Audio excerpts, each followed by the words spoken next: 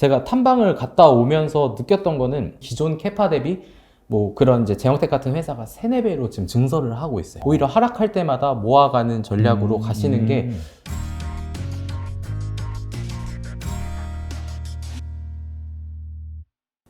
밸류 파인더의 이충원 대표님 모셨습니다. 안녕하세요. 네, 안녕하십니까. 또 이충원 대표님과 또 주식을 어떻게 발굴을 하고 네. 또 투자를 함에 있어서 우리가 어떤 포인트를 봐야 되는지 네. 그런 부분에 대해서 알아보겠습니다. 대표님의 간단한 소개 좀 부탁드립니다. 네, 저는 이제 뭐 한국경제TV를 많이 보신 분들이라면은 좀 되게 낯이 익은 사람일 것 같은데, 저는 이제 유안타증권에 이제 공채로 입사를 해서 PB 활동을 좀 했었습니다. 네네. 그 다음에 이제 IBK 투자증권으로 옮기고, 이제 지금의 이제 독립 리서치법인 밸류파인더 대표로 좀 활동을 하고 있는데, 저희가 하는 컨셉은 사실 이런 중소형주 위주, 시가총액 뭐 5천억 이하긴 한데 보통 3천억 원 이하 탐방을 많이 다니고 있고요. 네네. 한 지난해 6월부터 한 150, 160일 영업일 동안 탐방을 한 7, 80군데를 가서 거의 이틀에 한 번꼴로는 지금 꾸준히 계속 탐방을 다니면서 좀 좋은 보고서를 매주 수요일 이렇게 발간하고 있습니다.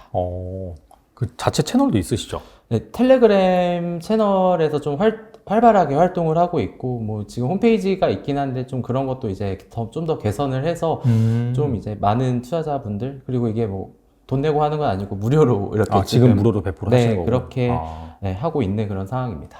알겠습니다. 이게 탐방을 네. 무려 지금 한 160 영업일 동안 거의 한 7, 80개 정도 네. 다니셨다고 하니까 확실히 그 기업이 돌아가는 생리, 네. 현장에서만 느낄 수 있는 그런 네. 부분들을 잘 말씀해 주실 것 같아요. 네. 아무튼 좀 기대가 됩니다. 자, 일단은 그 기업을 발굴하고 그런 네. 부분에 앞서서 시장 얘기를 잠깐 짚고 네. 넘어갈 필요가 있을 것 같아요. 아시다시피 최근에 시장이 별로 좋지 못합니다. 네. 특히나 이제 한국 증시가 글로벌 증시 대비 좀 낙폭이 과한 상황인데, 이게 다 같이 똑같이 떨어지면은 사실 네. 뭐 그러려니 하겠는데 네. 유독 우리나라 증시가 좀 부진하거든요. 그래서 그 이유가 무엇이고 언제쯤 이게 좀 회복이 될 수 있을지 좀 궁금하거든요.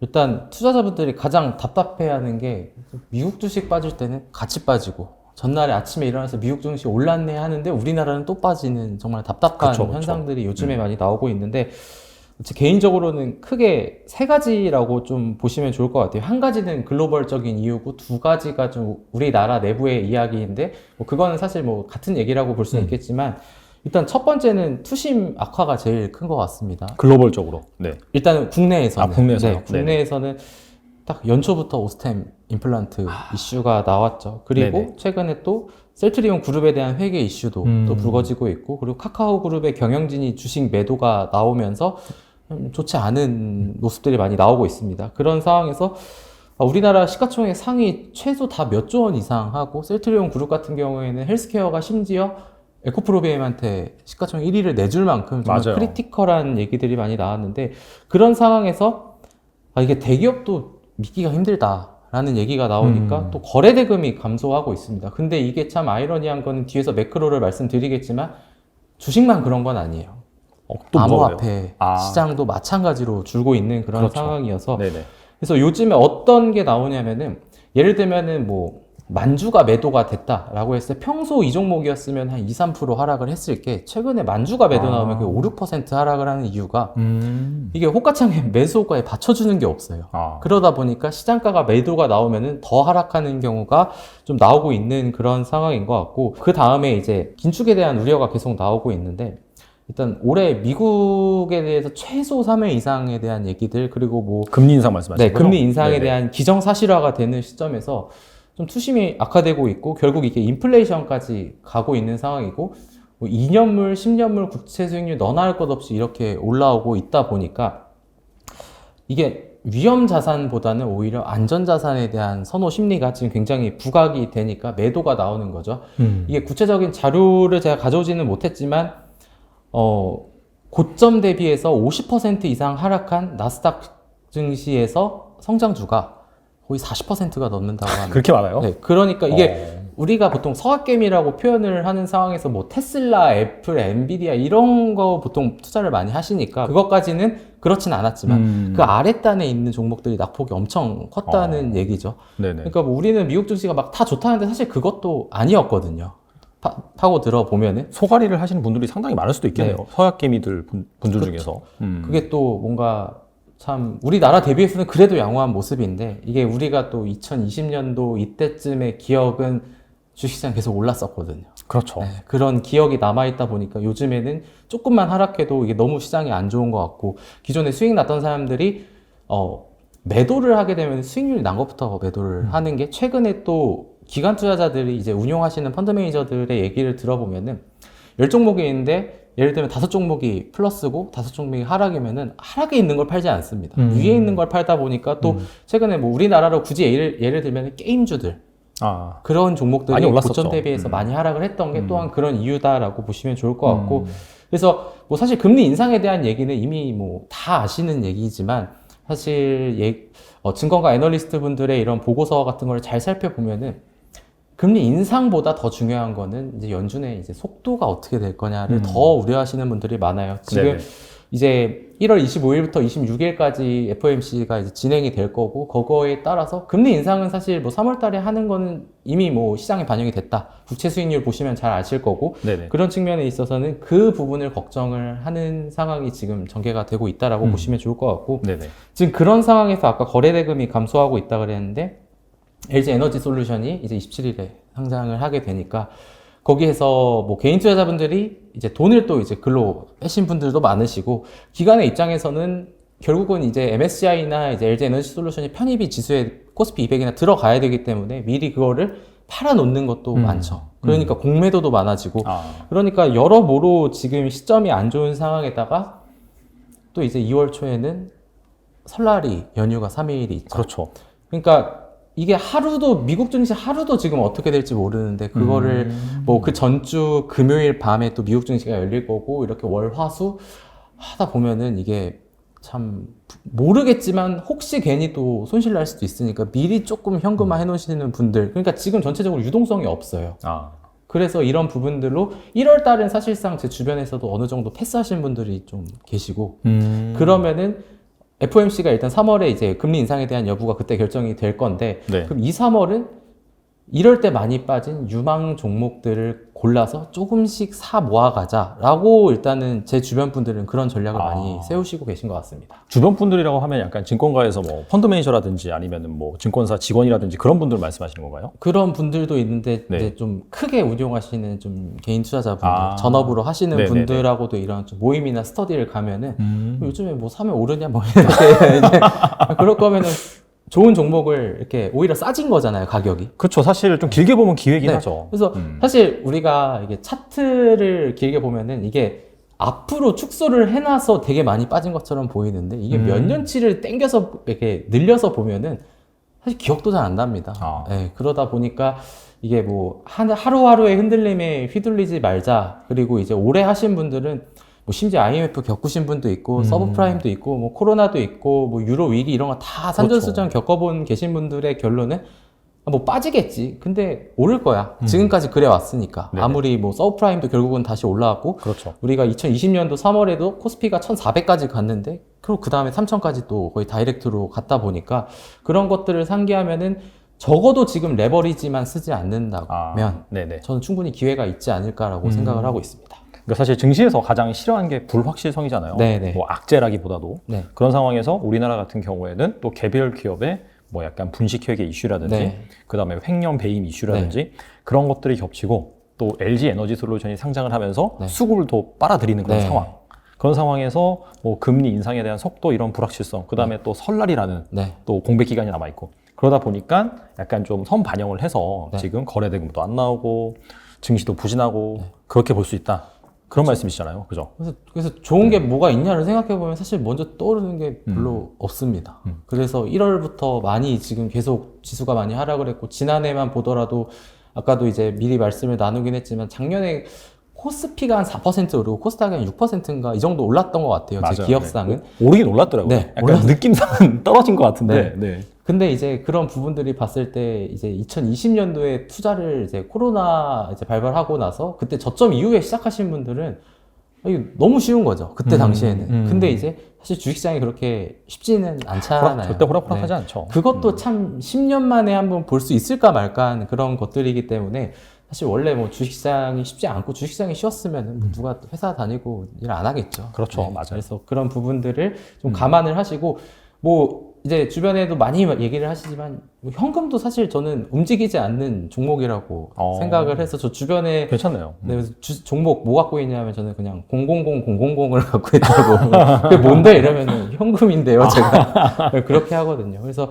사실 뭐 그런 말도 있잖아요. 뭐 죽지만 않으면 다시 일어날 수 있다라는 얘기도 결국은 다 이미 이런 시장을 수십 년 겪어 지나가신 분들이 해준 얘기가 뭐 결코 다 뭐 쓸모없는 얘기는 아니니까 그런 네네. 부분들을 감안하면은 뭐 사실 주식 하루 이틀 안 한다고 해서 뭐 이건 저한테 하는 얘기인데 하루 네네. 이틀 안 한다고 해서 제 삶이 변하지는 않거든요. 맞아요. 네, 그러니까 너무 조급해 하지 말고 좀 천천히 한번 보시면 어떠실까 좀 이렇게 말씀드리겠습니다. 근데 이게 반대로 생각을 해보면 1월이라는 그런 불확실성의 연속인 네. 그런 개월이 지나고 또 설날이 지나고 FOMC 지나서 어느 정도 그 불확실성이 해소되는 상황이 오면은 네. 약간 좀 반등의 기회를 노려볼 수도 있겠네요, 그러면. 반등의 기회는 저는 충분히 있다고 생각하는데 그게 이제 항상 어려운 게 네. 뭐 종목도 아, 이 주식 좋다. 네.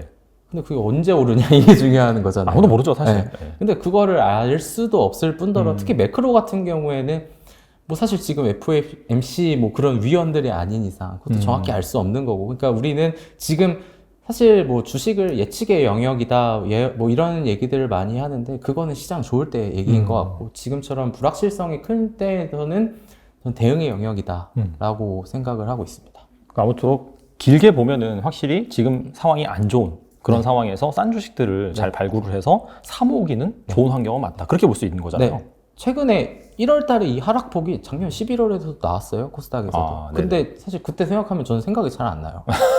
그러니까 이게 지금이 되게 고통스러운 거지. 그리고 나서 다시 이렇게 올라갔거든요. 맞아요. 그런 부분들을 반영하면은 제 개인적으로는 이것 또한 물론 더 하락에 나올 수는 있겠지만 뭐 그런 거를 이제 배제하더라도 다시 올라갈 수 있는 기회는 충분히 있다라고 보고 있습니다. 알겠습니다. 그러면은 지금 약간 대부분의 그런 주식들이 특히나 이제 코스닥 지수가 많이 빠지다 보니까 네. 분명히 낙폭이 심한 중소형주들이 많을 거란 말이에요. 네. 혹시 이 중에서 밸류에이션적으로 매력이 있고 길게 보면 약간 성장성이 있는 그래서 네. 좀 주목할 만한 뭐 네. 업종이나 주식 이런 것들은 뭐가 있을 거라고 생각하세요? 네, 일단은 최근에 이제 성장주가 많이 하락을 했던 대표주가 카카오 네이버가 그랬었죠. 그리고 네네. 뭐 게임주들도 마찬가지고 지금 좀 이렇게 어느 정도 무너진 상황에서 스몰캡 종목에 제 주변 사람들은 아까도 말씀드린 그 주변 분들이 많이 주목을 하고 계세요. 그러면서 제가 탐방을 갔다 오면서 느꼈던 거는 일단은 2020년, 21년은 2차 전지 소재의 해였죠. 그쵸. 근데 이제 장비가 다시 한번 얘기가 나오고 있는 상황 그리고 이제 배터리의 수명이 조금씩 이제 교체 시기가 돌아올 거다. 네네. 그런 얘기가 나오는 게 폐배터리 시장이 되겠죠. 저는 그래서 2차 전지 쪽에서는 장비랑 폐배터리 쪽을 좀 보고 있고요. 그리고 또 하나는 생각보다 시장의 영향을 많이 안 받는 섹터가 의료기기, 에스테틱 섹터가 있습니다. 그러니까 전체 헬스케어 중에서 바이오 쪽 말고 신약 쪽 말고 의료기기 쪽. 네, 바이오는 사실 뭐 제가 전문가도 아니고 그걸 네. 예측하기 뭐 임상이 어떻게 될지는 사실 모르는 건데 완전 로또죠 사실. 네. 근데 에스테틱 의료기기는 이런 부속품까지도 수출 데이터를 통해서 어느 정도 매달 확인을 할 수가 있거든요. 그런 측면에 있어서 최근에 뭐 이미 얘기가 많이 나온 뭐 제이시스 메디칼, 뭐 루트로닉 이런 종목들도 있지만 또 제가 개인적으로 탐방을 다녀와서 이거는 사람들이 진짜 모르는 주식이다. 솔깃한데요. 이 회사의 제품을 얘기하면 그거라고 하시는 분들은 있는데 네. 이 회사는 처음 듣는데 라고 하시는 분들이 많거든요. 그래서 그런 종목들을 제가 좀 말씀드리도록 하겠습니다. 네네네.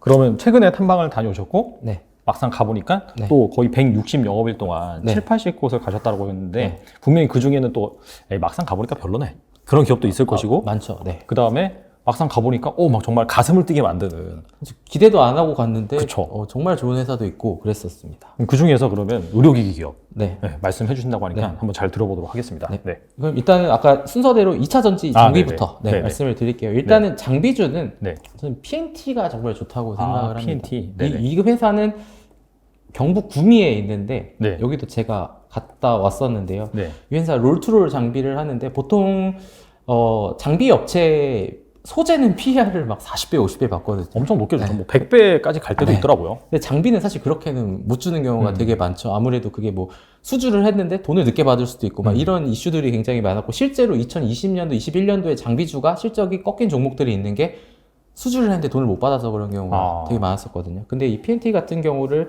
또 토픽으로 보는 경우는 지금 2차 전지 장비 업체 평균 PER을 보면은 보통 17에서 18배를 지금 받고 있는 그런 상황, 그리고 20배가 넘기도 합니다. 네네. 근데 이 회사는 실적 영업이익률이 21년 3분기에 23%가 나왔어요. 이거는 장비주에서는 정말 쉽지 않은 영업이익률이고, 네네. 그만큼 뭐 기술력이 있고 매출처가 다분화돼 있고 이렇게 볼 수 있는데, 이 회사의 PER이 지금 한 12배 정도 되기 때문에 근데 이게 시가총액이 좀 있기 때문에 좀 안정적으로 시총이 있는 걸 선호하신 장비주를 본다라고 하면 PNT가 맞고, 폐배터리 쪽은 이제 유일에너테크라는 회사가 있는데요. 네.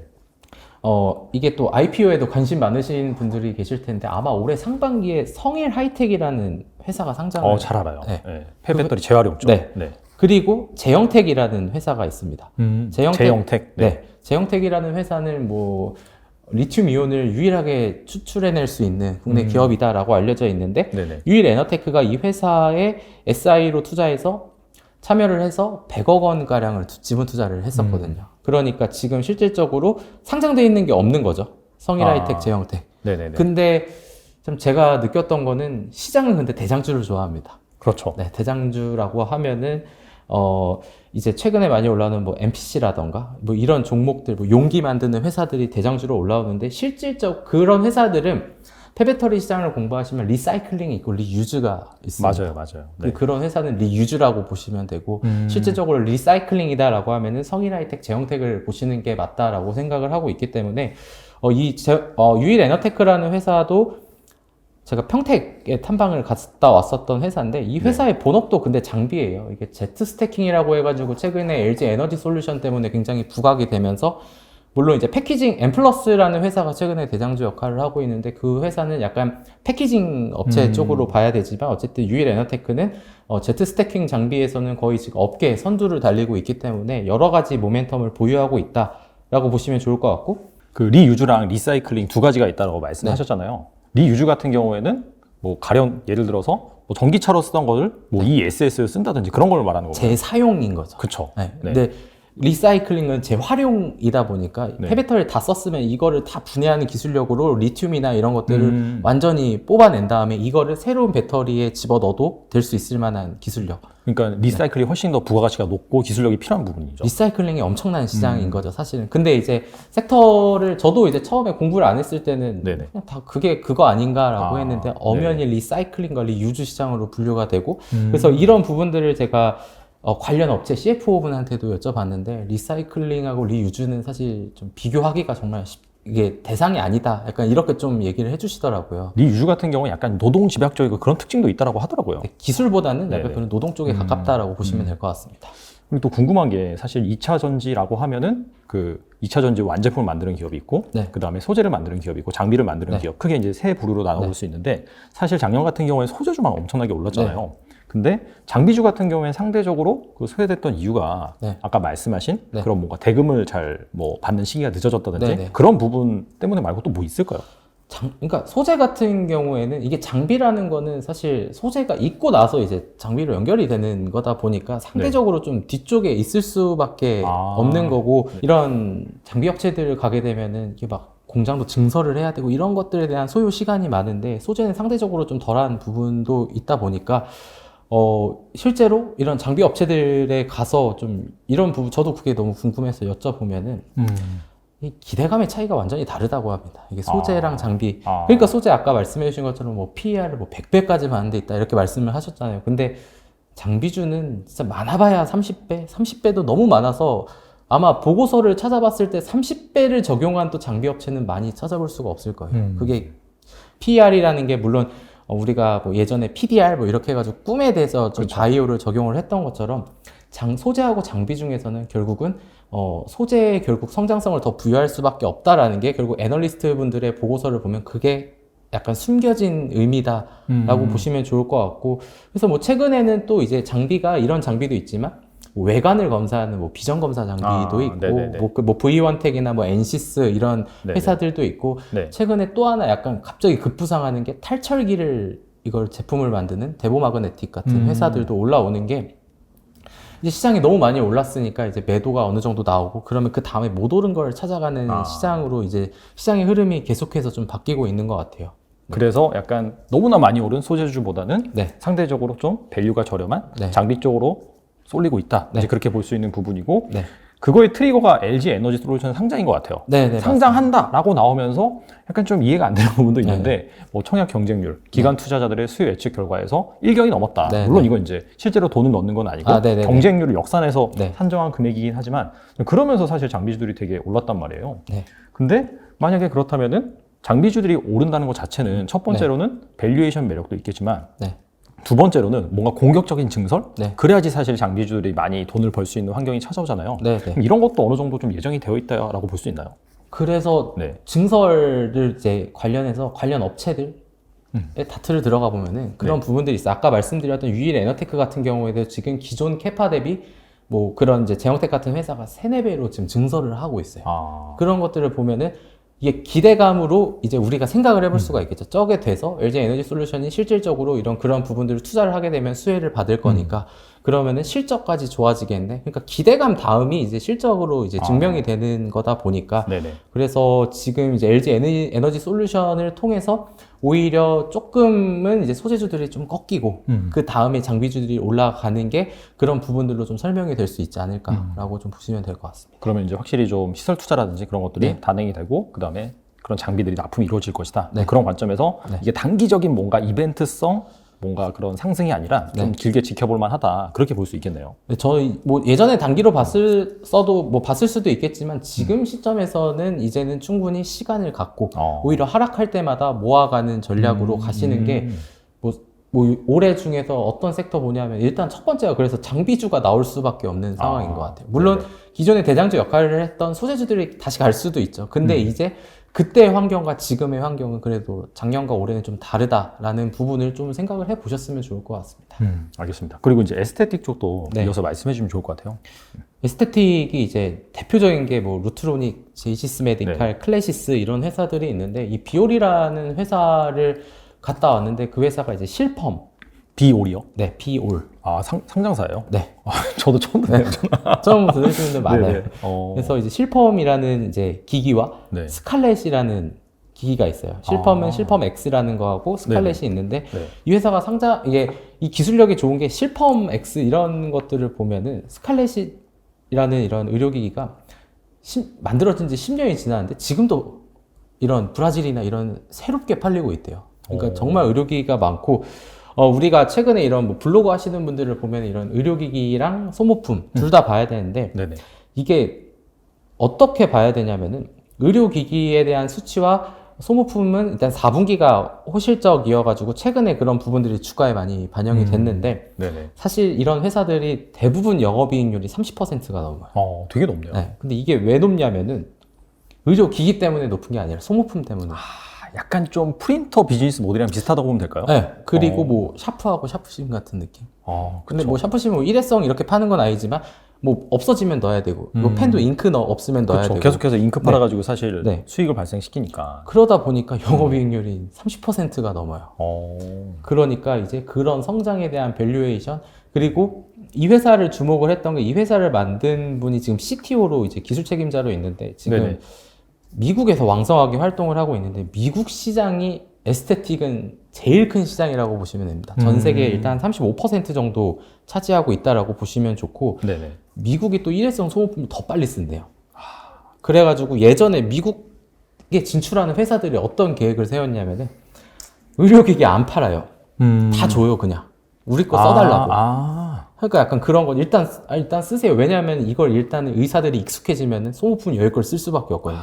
그러니까 의료기기에서 돈 안 번다 우리는. 점유율부터 늘리겠다. 돈은 소모품에서 벌겠다. 이러다 보니까 의료기기 소모품에 대해서 수출 데이터를 보면은 정말 많이 팔려요. 그러니까 영업이익률 30%가 나올 수밖에 없는 그런 환경인데 지금 뭐 비올이라는 이런 회사는 시가총액이 사실 굉장히 낮습니다. 한 1,000억 원대 초반이기 때문에 뭐 너무 시가총액이 낮은 종목들은 뭐 싫어하시는 분들이 계시겠지만 그래도 이런 되게 변동성이 심한 시장에서 이런 성장성이 있는 섹터의 종목을 본다라고 하시면 이런 종목에도 충분히 저는 관심을 가질 수 있겠다라고 좀 그렇게 보시면 좋을 것 같습니다.